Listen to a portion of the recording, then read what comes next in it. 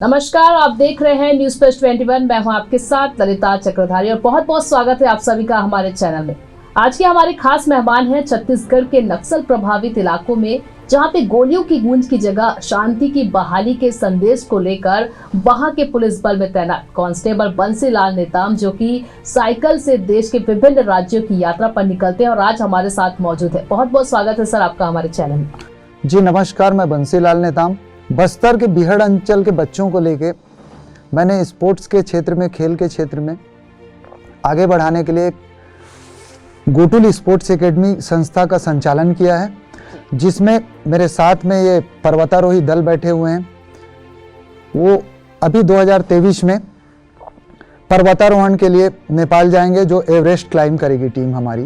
जी, तो यहाँ पे हमारे साथ मौजूद है पर्वतारोही कुमारी आरती कुंजाम, कुमारी कल्पना भास्कर और कुमारी दशमतवती, जो कि अप्रैल में, जैसे कि सर ने बताया कि अप्रैल 2023 के प्रथम सप्ताह नेपाल के लिए टीम रवाना होंगी और माउंट एवरेस्ट पता करेगी। तो सबसे पहले तो बहुत बहुत बधाई आप सभी को और बहुत बहुत स्वागत है आपका हमारे चैनल में।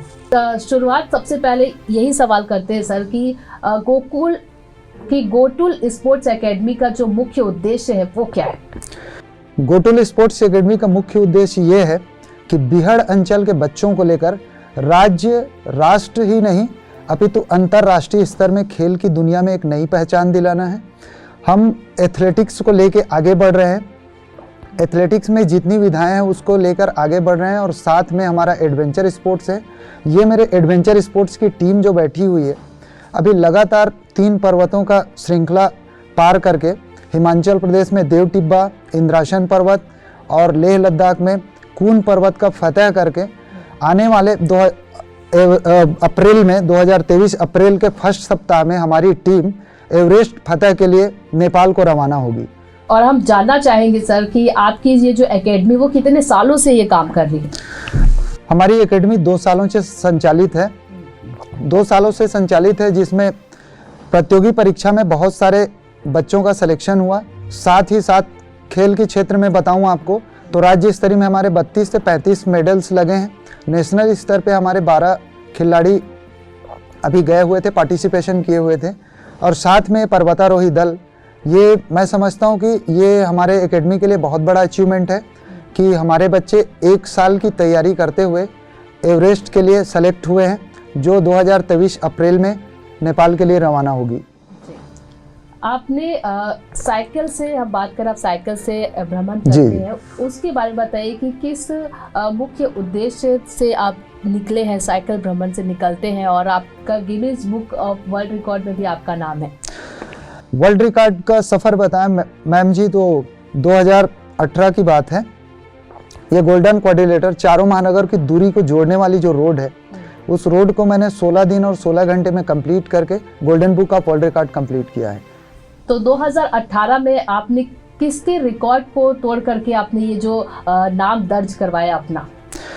ये पूर्व रिकॉर्ड न्यूजीलैंड के नाम रहा और उसके बाद में वो 20 दिनों का रिकॉर्ड था। 6000 किलोमीटर की यात्रा तय करनी थी, वो 20 दिनों में कंप्लीट किए थे और मैंने उसी रूट में 16 दिन और 16 घंटे में उस रास्ते को, 6000 किलोमीटर के रास्ते को कंप्लीट करके Guinness book of golden book of world record में नाम दर्ज कराया है। जी, तो आपकी अभी और क्या प्लानिंग है? क्या आप इसी तरह से साइकिल में ही यात्रा करते रहेंगे? आगे की प्लानिंग ये है कि गोटुल स्पोर्ट्स एकेडमी के बच्चों को लेकर,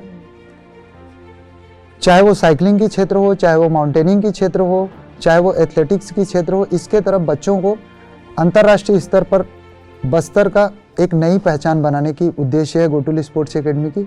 उसकी ओर हमारी टीम अग्रसर हो रही है। आपने बताया कि अभी अप्रैल में माउंटेन एवरेस्ट पे ये तीनों जो यहाँ पे युवतियाँ बैठी हैं वो माउंटेन एवरेस्ट फतेह करेंगी। तो इसके लिए क्या क्या चैलेंजेस आपको शुरुआत में देखनी पड़ी? आपको क्या क्या जो मुश्किलें हैं उसके सामना करना पड़ा आप लोगों को?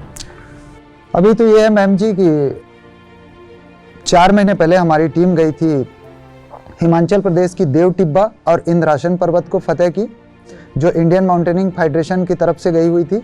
और उसके बाद में हमने लगातार उसको कंप्लीट करने के बाद में लेह लद्दाख में कून पर्वत है, जिसकी ऊंचाई है 7170 मीटर, उसको हमारे पर्वतारोही दल ने बहुत अच्छे से कंप्लीट किया।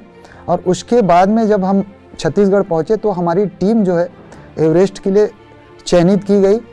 और साथ ही साथ अभी 10 दिनों के लिए हम लेह के लिए जा रहे हैं, जो हमारी कुछ ट्रेनिंग्स है, क्रेवासिस ट्रेनिंग, जो दरारों को क्रॉस करने वाला ट्रेनिंग जो होता है, वो डे नाइट दोनों टाइम चलेगी और 10 दिन की ट्रेनिंग होगी -30 डिग्री 32 डिग्री में।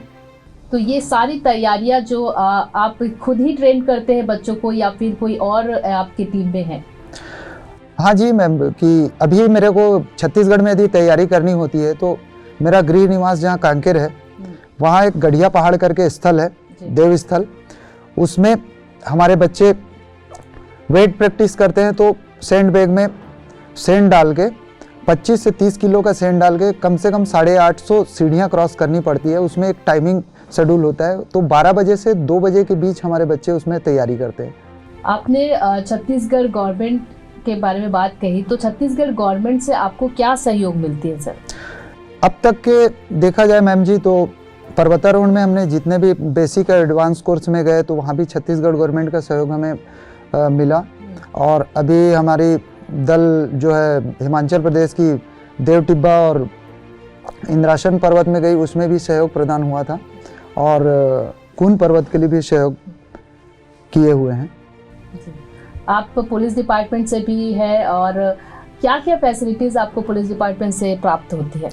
पुलिस डिपार्टमेंट से ये है मैम कि समय समय पर जब भी मुझे ट्रेनिंग्स के लिए जानी होती है तब मुझे हमारे सुपीरियर पुलिस कप्तान के द्वारा काफ़ी कुछ सहयोग, जैसे मेरे को जाने के लिए छुट्टी हो गई, परमिशन हो गई, ये सब चीज़ों के बारे में मुझे किसी प्रकार की कोई परेशानियां नहीं रहती। डिपार्टमेंट प्रॉपर सहयोग करती है। और हमारे साथ यहाँ पे 3 पर्वतारोही हैं जो कि अभी माउंटेन एवरेस्ट पे फतेह करेंगी, तो उनसे भी जानते हैं। सबसे पहले तो आप बताइए कल्पना की कैसे तैयारियां की और किस तरह से आपको लगा, कब लगा आपको कि आपको एक पर्वतारोही बनना चाहिए, कब आपने सोचा? मैं गोटुल स्पोर्ट्स एकेडमी ज्वाइनिंग ली और फिर सर से मुलाकात हुआ तो पता चला कि एडवेंचर में मैं जा सकती हूँ। और उसके लिए प्रैक्टिस के लिए हम रोज़ाना दोपहर में हमारे कांकेर डिस्ट्रिक्ट में गढ़िया पहाड़ है, उसमें डेली प्रैक्टिस के लिए जाते हैं और अभी भी करते हैं। और मेरे को लगा कि हम माउंटेनिंग के क्षेत्र में कुछ आगे कर सकते हैं, आपके से कोई और दूसरे मोटिवेट हो सकते हैं और आगे बढ़ सकते हैं। तो मेरे को लगा कि हम कर सकते हैं माउंटेनिंग। तो आप ग्रामीण अंचल से हैं, वहाँ पे आप रह कर के आपको सबसे पहले तो परिवार का जो सपोर्ट होता है, सहयोग, क्या वो मिला आप लोगों को? जी, मुझे तो परिवार का पूरा सपोर्ट मिला। और पढ़ाई के साथ साथ किस तरह से आप ये पर्वतारोही जो है आप इसमें जो आए हैं, तो कैसे आप इसे मैनेज करते हैं? और पढ़ाई के टाइम तो कुछ दिन छुट्टी लेकर और कुछ मॉर्निंग का हम लोग का एक्सरसाइज होता था, तो फिर बाकी टाइम क्लास के टाइम क्लास लेके फिर शाम इवनिंग में जाके फिर से प्रैक्टिस करना था। अभी तक आप लोगों ने कहाँ पे पर्वतारोहण कर चुका है अभी तक? और हम अभी हिमाचल के मनाली के कुल्लू डिस्ट्रिक्ट में देव टिब्बा पर्वत है जिसका ऊंचाई 6001 मीटर है, जिसे हम फतेह किया। और इंद्रासन पर्वत है वहीं, तो 6221 मीटर है, उसको फतेह किया। और वही लेह लद्दाख में कुन पर्वत है, उसको फतेह किया। वहाँ पे -, डिग्री में जो टेम्परेचर रहते, तापमान रहती है, वो बहुत ही ज़्यादा रहती है। तो वहाँ पे जो वातावरण को आप लोग कैसे वहाँ पे मैनेज करते हैं, खुद को किस तरह से आप लोग वहाँ पे स्थिर रख पाते हैं? क्या क्या परेशानियों का सामना करना पड़ता है जब आप किसी पर्वत पर जाते हैं, वहाँ पे पर्वतारोही करते हैं? वहाँ पर्वत में कई सारी कठिनाई आती है, जो हम जैसे कि वेदर पर डिपेंड करते हैं। व्हाइट हाउस होता है और एवलांच कभी भी आ सकता है और ठंड भी लगता है बहुत। तो आप लोगों को ऐसा कभी कभी होता है ना कि जब हम जाते हैं किसी लक्ष्य को पाने के लिए, लेकिन बीच में जब हमको डर सा लगता है कि कभी वहाँ पे आप लोगों को लगा नहीं कि नहीं अब वापस आ जाना चाहिए, हमें नहीं जाना है आगे? ऐसा तो कई कठिनाई आते हैं, पर हमें ये लगता है कि हमें आगे बढ़ना है और हमें कुछ करना है, जी तो यही हिम्मत दिखा के अब आगे बिल्कुल। और इसी हिम्मत के साथ हम यही चाहेंगे कि आप तीनों जब अभी अप्रैल में 23 अप्रैल को आप जाएंगे पर्वतारोहण करने के लिए, तब माउंट एवरेस्ट पर यही हिम्मत आप सभी दिखाइएगा और जीत के आइएगा। और भी हमारे साथ है आरती, उनसे भी हम जानते हैं कि आरती, आप अभी सबसे पहले बताइए कौन सी क्लास में है आप अभी? मैं ग्रेजुएशन कंप्लीट हो गया है मेरा। जी, तो आपने भी कब सोचा, कौन सी उम्र में आपने सोचा कि मुझे पर्वतारोही बनना है? मैं तो सबसे पहले गोटूर स्पोर्ट्स एकेडमी ज्वाइनिंग की 2020 में। तो सर जी बताया कि अरुणिमा सिन्हा है एक पर्वतारोही जो भारत की पहली विकलांग महिला है जो एवरेस्ट फतह की है, उनसे मुझे प्रेरणा मिली। तो सर जी बताया कि इसके पर्वतारोहण का कोर्स होता है, उसके लिए 2021 में सिक्किम में ट्रेनिंग के लिए गए। उसके बाद आपने सोचा कि उसे आगे बढ़ना चाहिए। हमारे साथ दशमत भी है, उनसे भी जानते हैं। सबसे पहले तो आपको बहुत बहुत बधाई कि आप अभी पर्वतारोहण के लिए माउंट एवरेस्ट के लिए जा रही हैं। तो आप भी सबसे पहले बताइए, शुरुआत कैसी हुई आपकी, कैसे सोचा आपने? मेरा एक गांव बहुत दूर है और जब मुझे पता चला कि गोटूर स्पोर्ट एकेडमी सर डाले हैं, तब मैं वहां गई और सर से मुझे जानकारी मिली और मेरे फिजिकल फिटनेस अच्छा होने के कारण मुझे यहाँ पे सिलेक्शन हुआ मेरा। उसके बाद सर ने मुझे इस कोर्स के लिए लेकर गए, जहाँ पे हम लोगों ने एक पर्वत लाखों कांचा 5855 मीटर का क्रॉस किए। उसके बाद हमने कांकेर के किला पर्वत में प्रैक्टिस किए। उसके बाद हम लोग मनाली गए। वहाँ पे देवटिब्बा करके एक पर्वत है जिसका 6001 मीटर है, और उसके बाद हम लोगों ने इंद्रासन किए 6221 मीटर। फिर वहाँ से हम लोगों ने लेह लद्दाख कून पर्वत है जहाँ जिसकी ऊंचाई 7077 मीटर है, उसको फतेह की।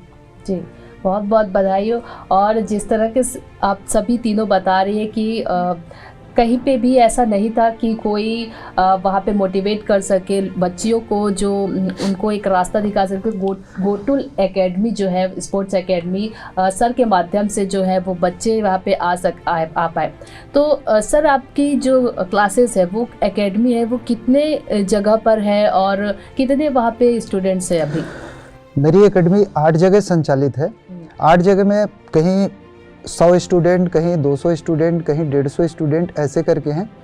तो सभी जगह में जहां मेरे स्पोर्ट्समैन की तादाद ज़्यादा है वहां ज़्यादा टाइम देता हूं, और बाकी हफ्ते में 1 से 2 दिन ही ज्वाइन करता हूं दूसरे क्लासेस में, और ये सभी ग्रामीण अंचलों में संचालित है। तो बंसीलाल नेताम जी, क्या है आपकी आगे की प्लानिंग इस एकेडमी को लेकर, या फिर कहे आपकी टीम को लेकर? मेरी टीम को लेकर प्लानिंग ये चल रही है मैडम कि अभी ये 3 बच्चियों का मेरा जो टीम जाएगा एवरेस्ट के लिए, ये मेरी एकेडमी का बहुत बड़ा मजबूत किला होगा। इन बच्चों ने जब एवरेस्ट क्लाइंब करके वापस छत्तीसगढ़ आएंगे, तो मैं चाहता हूं कि ग्रामीण अंचल के हजारों के तादाद में युवा जो दिशा से भटक रहे हैं, वो स्पोर्ट्स एकेडमी से जुड़ें और ज़्यादा से ज़्यादा इसका फ़ायदा उठाएं, चाहे वो एथलेटिक के क्षेत्र में हो, चाहे वो एडवेंचर स्पोर्ट्स के क्षेत्र में हो, चाहे वो प्रतियोगी परीक्षाओं के क्षेत्र में हो। किसी ना किसी क्षेत्र में बच्चे इंगेज रहें ताकि उनको भटकने का अवसर प्रदान ना हो। जी, और आपकी इस पहल की हम बहुत बहुत सराहना करते हैं सर, कि नक्सल प्रभावित क्षेत्र से आपने ऐसी लोगों को, बच्चियों को जो मोटिवेट किया है, और साथ ही साथ इस तरह के स्टूडेंट्स को आप मोटिवेट कर रहे हैं कि लोग आगे आए और अपने अपने जो भी कला है, उनकी जो भी क्षमता है, उस हिसाब से जो उनकी पसंद है उस पर वो काम करें और आगे बढ़े। तो सबसे पहले तो बहुत बहुत धन्यवाद आप सभी का कि आप सभी यहाँ पर आए न्यूज़ प्लस 21 पर। और एक चीज़ बोलना चाहूँगी कि न्यूज़ प्लस 21 पर आप यहाँ पे आए हैं, तो क्या संदेश देना चाहेंगे हमारे दर्शकों को, क्या कहना चाहेंगे आप? दर्शकों को मैं एक ही चीज़ कहना चाहूँगा मैम, कि ये स्पोर्ट्स एकेडमी का संचालन बस्तर में मैंने इसलिए किया है कि ग्रामीण अंचल की जो प्रतिभाएं हैं उनको कहीं ना कहीं छोड़ दी जाती है। या आप देख लीजिए, बस्तर में देख लीजिए तो जगदलपुर, कांकेर, कोंडागांव, दंतेवाड़ा, यही नारायणपुर, इन्हीं सबको फोकस करते हैं, और जितने भी खिलाड़ी हैं वो बस्तर के अंदरूनी इलाकों में बसते हैं। उन बच्चों के लिए यदि काम किया जाए सही तरीके से, शासन प्रशासन या मेरी एकेडमी काम करे, तो मैं समझता हूँ कि विश्व स्तर पे बस्तर का नाम सुनहरे अक्षरों में खेल की दुनिया में लिखा जाएगा। बिल्कुल लिखा जाएगा, और इसी तरह के अगर प्रयास रहे तो ज़रूर एक ना एक दिन बस्तर जो है वो सफल हो पाएगा। तो सबसे पहले तो बहुत बहुत धन्यवाद आप सभी का। तो ये थे हमारे साथ छत्तीसगढ़ बस्तर से कांस्टेबल बंसीलाल नेताम, जो कि हमने बताया कि जो कि साइकिल से देश के विभिन्न राज्यों में यात्रा पर निकलते हैं, और साथ ही साथ उनकी जो टीम है वो अभी रवाना होंगी माउंट एवरेस्ट फतह के लिए। तो बहुत बहुत धन्यवाद आप सभी का हमारे न्यूज़ प्लस 21 में आने के लिए और इतना समय देने के लिए। फिलहाल आप इसी तरह के तमाम अपडेट्स के लिए बने रहिए न्यूज़ प्लस 21 पर। देखते रहिए न्यूज़ प्लस 21, आपके हक की बात।